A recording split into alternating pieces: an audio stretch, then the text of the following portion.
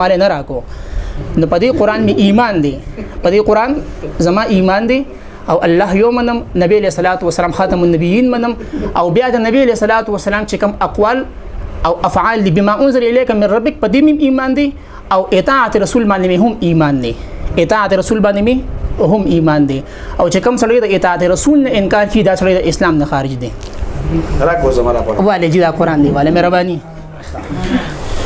ما مولانا صاحب ته د اسلام خبره کړې و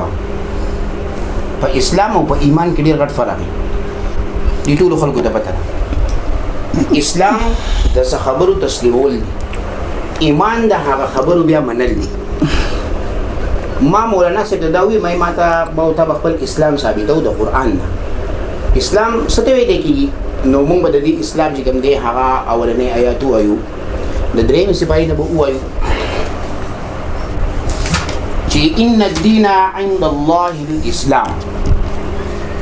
الله پاک فرمایي ما چې تاسو له کوم دین مقرر کړی دی نو هغه اسلام دی د الله په نسبت دی زمونږ دپاره اسلام دی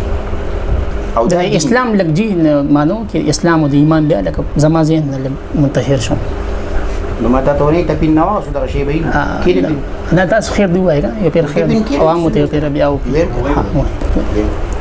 وضاحت کوي خپن نشي جی وای نو اسلام او د ایمان معنی لکه مګر ته کې چې ایمان څه وی اسلام څه وی یو شی تسلیمول یو سیز قبلول پزړه سره هغه ته اسلام ویل کی بیا پزړه سره چې کوم سیز قبول کو او هغه دی بیا په وجود کې راوستو نو هغه ته ایمان ویل کېږي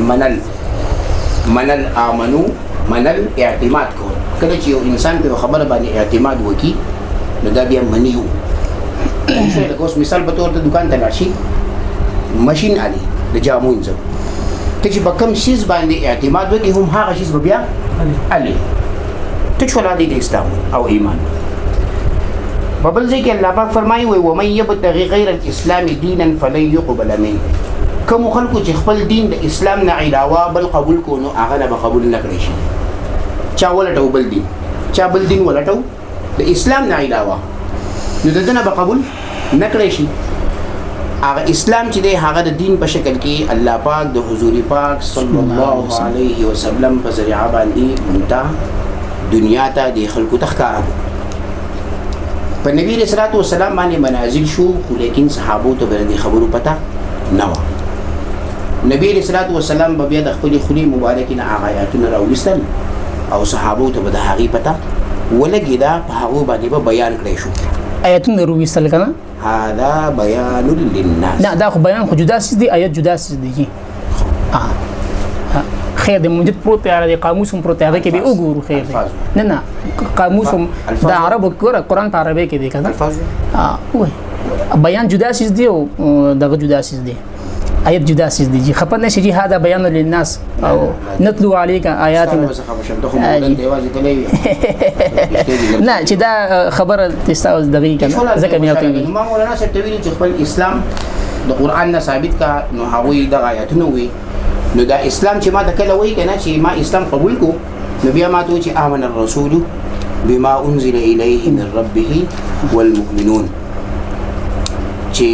دا کوم آیاتونه چې ما د لګری دي نو په دې باندې اعتماد کړو رسولانو په دې باندې اعتماد کړو او ایمان په راوړو پس باندې انزل الیه من ربه کوم چې د رب د طرفه نازل کړی شوی دي تشول والمؤمنون او د دې منونکو ته بیا سوي لګيږي مؤمنان په دې باندې اعتماد کوونکو ته بیا سوي لګيږي مؤمنان نو دا د شو د اسلام او د ایمان خبره صحیح شولا خجی وسو